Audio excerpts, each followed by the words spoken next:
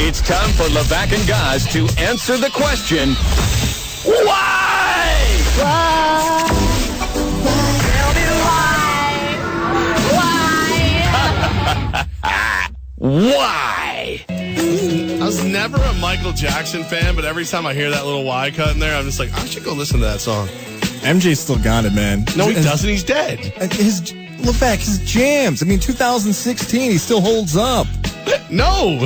Michael Jackson's songs still aren't relevant. Yes, they are. It's the absolute definition of not holding up. You just said you liked the song. I do, but he doesn't hold up. There could be deceased artists that songs still are good in this year. That's what I meant.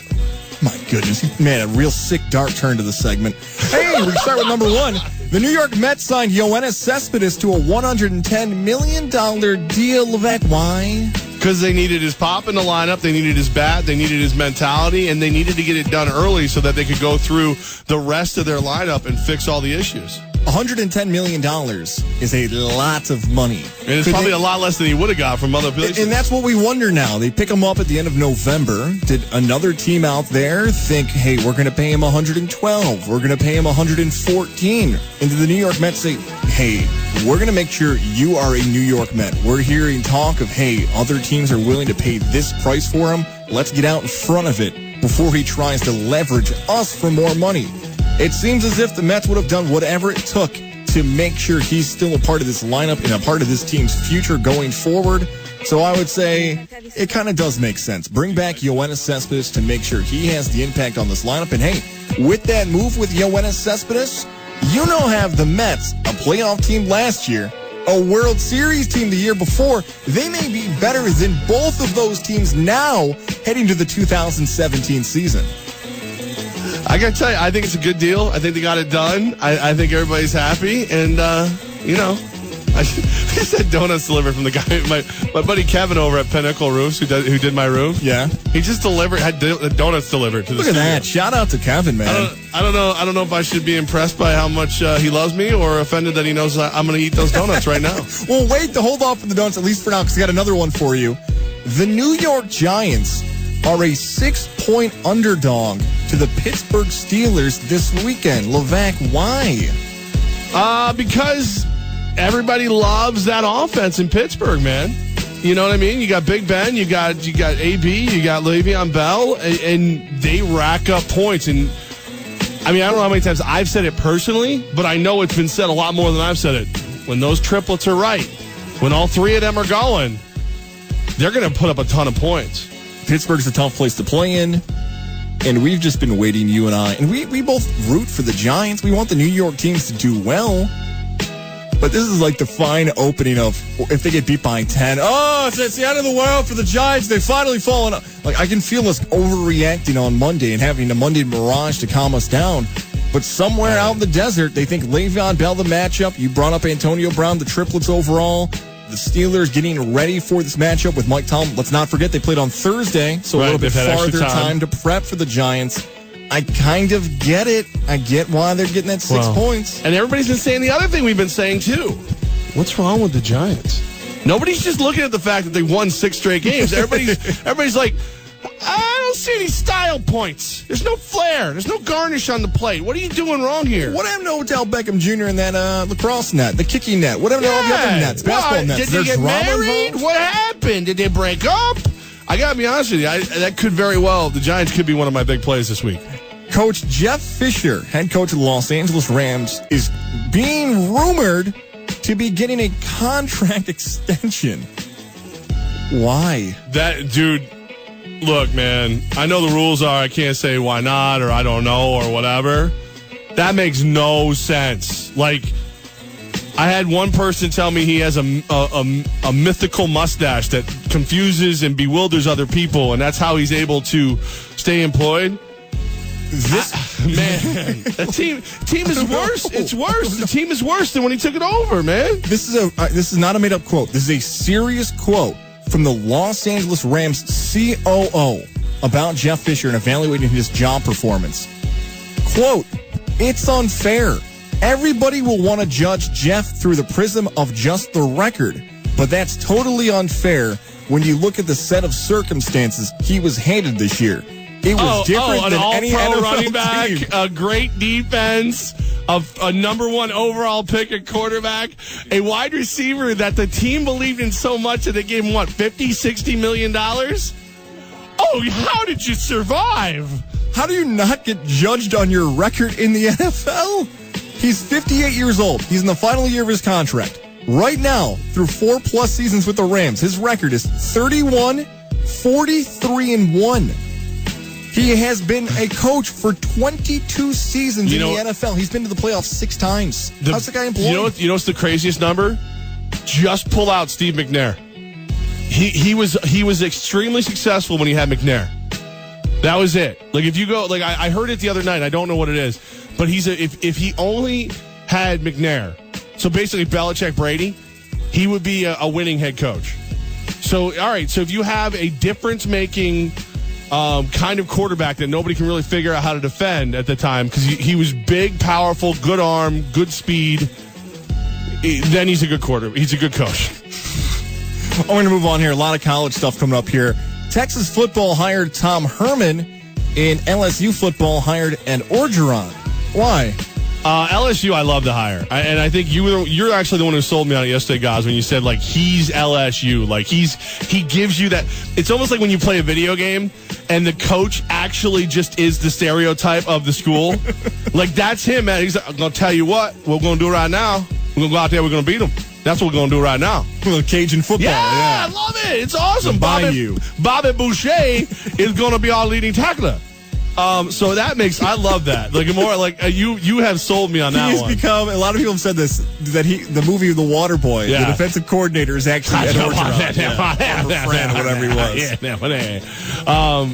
But as far as Herman goes, he's the sexy name. And you're Texas, you're going to take another swing at whatever the big sexy name is out there. You laid out pretty well there about LSU, so I'm going to agree with that. I'll move on to Texas. It's going to take till 2019, 2020, but everyone got so excited about Tom Herman in the beginning of the season when he took down Oklahoma. And everyone's like, oh, he's the next big name. He's the next thing. And then his team lost to Navy, and everyone's like, well, he's still the next big name. Right, and then his team lost to Memphis, and everyone's like, well, he was already going to get another job. They've given Tom Herman so many excuses. Well, what about him winning with other guys' players? Well, that doesn't matter either. Well, what about him winning as a third-string quarterback as the offense coordinator at Ohio State? Well, Urban Meyer was the coach. Well, that doesn't matter. Like, you've given so many excuses of why Tom Herman's good, but maybe he's really not as good as everyone's trying to make him out to be. I'm one of those people that's in the minority on him. Who was going to be the number one sought-after head coach? I would have thought it'd be Bobby Petrino. With how good Lamar Jackson's playing. But is he really going to leave? He doesn't leave again, does he? He jumped the NFL for Arkansas. Yeah, I know, but maybe the people don't want to deal with the baggage that comes with him, all the the motorcycle accident and all that. And this is the one play, like kind of like we were talking about Chip Kelly. He's been successful elsewhere, but nobody accepts you the way home does. Like Petrino is like remember mid-Trump when everybody was like, "There's no way he can ever get elected," and he goes, "Dude, I could shoot somebody in Times Square and my numbers wouldn't go down." Like, Louisville is the one place where Petrino is Trump. Working late tonight? Like, he can do whatever he wants, and people are just like, you know what? He's genuine and he's real, so I'm going to take him. And LSU lost Les Miles. Les Miles won a national championship, and he hasn't been hired yet. Well, now, of course, LSU's not going to bring him back, but wasn't even in the discussion for Texas. So even if it's not real, even if it's the lighting, Herman's the prettiest girl at prom, and Texas got her. So let's go there with talking about coaches, and we're going to go backwards with this one. Why would Chip Kelly leave the NFL for college football? Because it's the one place that fits him. You know, again, it's almost the exact same conversation for Petrino. He got double-digit wins in Philadelphia, but he was called a racist. He comes to San Francisco. The cupboard is bare. Like, when you open the cupboard, all that's left in there is a Jim Tomsula fart. Like, that's all that's in there.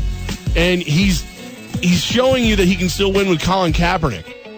And not win, I'm sorry, but be productive on offense. Colin Kaepernick's been great on that offensive for what they've had to deal with. That was a I misspoke. No, I know where you're going with it, though. He goes to Oregon, and they just there'll be parades, and there'll be a uniform that'll actually just look like Chip Kelly. There's 3 things that people, at least in my life, are really uncomfortable about talking about. It's race, religion and politics. My 3 favorite topics. 2 of those 3 things Chip Kelly's had to deal with as a coach of the NFL. Yeah. Race in Philadelphia and politics with Colin Kaepernick taking the knee. Yeah. So the only one left is religion. You know what he's going to say? I don't need to deal with any of this. I'll go back to Eugene, Oregon, like you said, where I'm accepted. He's going to go to SMU. And people don't even know where that is on so the you can get the religion in there, too. You're perfect. He could do that if he wants. He really could. He's going to go back to Eugene, Oregon, where people can't find that even on a map, let alone controversy. No one knows where it is. I just, if I'm, is it Phil Knight for Nike? Phil Knight, yeah. Uncle Phil, as I call him. Uncle Phil, I'm already in San Francisco going, hey, buddy, how you been? How you been? You want face on a jersey? What do I got to do? I'll put your face on the jersey this year. Right on the 50-yard line. Let's say whatever you want, man. What do you want? How many? Do you want air chips? I'll make them. I'll do it. I don't care. You want me? I will slap Jordan for you. That's how much I need you back. You know the Air Chip Kellys would look like the New Balance Monarchs. They're like every day. They would look like last year's Steph Curry. Oh, that's a Steph get blasted. Because the shoes were terrible. I got one more for you about college football here, even though the music bed's gone. Some people are suggesting the winner of the Big Ten title game has a better chance to get into the college football playoff than Michigan. Levack, why? Because they're wrong.